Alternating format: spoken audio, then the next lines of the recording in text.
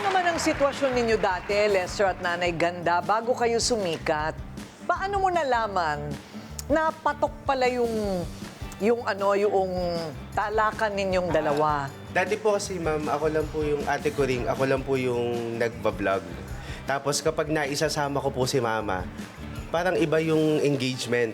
Talagang nakikita ko po yung mga tao parang mas natutuwa. So doon ko po na-realize na, kaya naisip ko mag-tandem po. Bakit kaya pag sinama yung nanay, tatay o mga anak, mas madami, no? Opo. Siguro yung contrast po namin. Ayun. Kasi talagang pag yung nanay, intense po agad yan eh. Talagang may pagka-OA. Lalo na po si mama, OA po talaga siya. OA ka daw?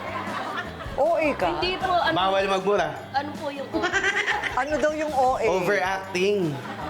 Ay, hindi ako. Ano po? Hindi pa yan. Hindi pa yan OA. Oy, Ay, hindi po. microphone. Hindi po, ma'am. Hindi. Hindi ka OA.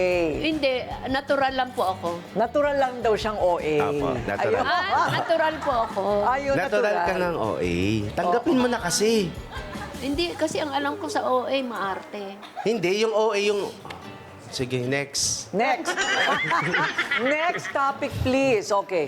So, pero dati na siyang makulit. Alam mo, makulit na talaga siya. Opo, ma. Ate ko rin, makulit na siya. Kaso hindi lang uso yung social media. Anong mga panahon na yun? Yung mga panahon na yun. Kasi dati pa po siya, yung mga 300 years old na po yan si... Ay, 300 na po kayo? Grabe. Mukha lang po kayo 200. Ala! Ay, ma'am. Oo. Talaga, hindi ako nambobola. Ala! Ano, sama niyo na ako sa vlog niyo. Opo. Oo, di ba? Anong kadalasan pinag-uusapan ninyo?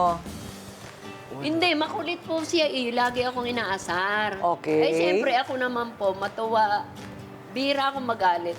Nakakapagmura po ako nang hindi ko alam. Ay, Opo, Expression kasi... po. Oy, ma! sorry po, ma'am. Bawal po yun. medyo. Lagi po ako inaasar niyan. Eh, Huwag siguro... na mag-mic ka kasi.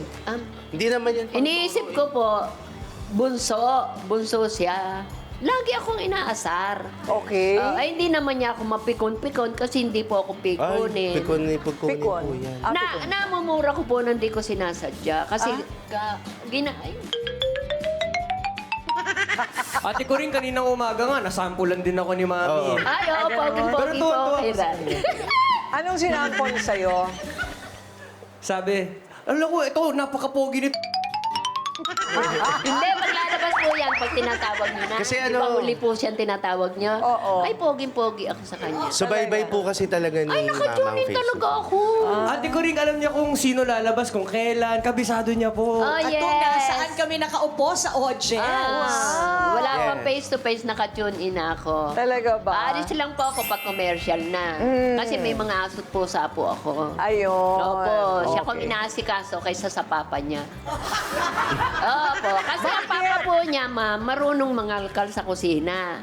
Siyempre, yung mga aso po sa ako, kailangan kausapin ko silang maayos. Oo. Hindi po uso sa akin yung, hindi. Hindi po Pangalan yun yung nila. dahilan, ate ko rin, hindi po yun. Oh. Ang dahilan po ay si Papa sa manok naman. Nagsiselos lang siya. Sa manok.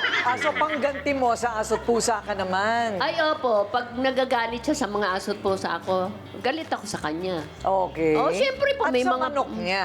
May mga pangalan po yung mga aso't po Ilan sa ang ako. alaga nyo, Nay? Ang akin pong 6 na aso. Tapos, ang pusa ako po marami. Pero hindi ko po sila ikinukulong. Okay. Sa bahay po, kasama ko yung mga aso. Napakapon na ba lahat yan? Si Mama po? Ay, Hindi. maayos. Ay, ano po yun? Bakit may pag-asa pa ba? Madadagdagan pa kayo? Opo, may kamandag pa po yan, ate ko rin. Wait, asin pa pala si Mama Ganda. May kapun po, siyempre. May kapon na. O, dapat...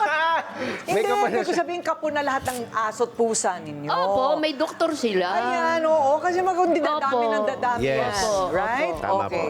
po. O, ang sabi naman ng mga dyan, mga misis, na gusto ring maging star Ito, sa ate kanilang ko rin. vlog. Medyo personal ang tanong. Good morning po, Ate Kuring. I am Ria Pau. Hello po. Hello, good And- morning. Hello. Ayun, paano mo malalaman si Nanay Ganda ay totoong tampo na to? Paano ko gagawa ng content post? Oo nga. Kung tampo si Nanay Ganda. Yung Yun totoong lang po. pikunan na. Hindi po ako nagko-content. I mean, ano kasi tahimik. Tatahimik lang siya. Tapos, ano lang siya, mararamdaman mo ng kamandag ng pagtatampo. Pero ang ginagawa ko nun, kasi we see to it na kapag nagko-content kami, as much as possible, genuine, authentic yung approach namin. So, kapag tampuhan talaga, wala.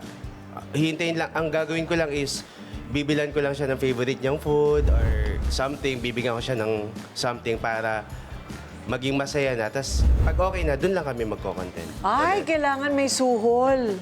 Hindi, parang ano lang po, ma'am, lambing lang. Lambing. Kailangan may pera ako kasi pagkain ng pusa at aso. Di ko na nga Di ba, binanggit ma'am? eh.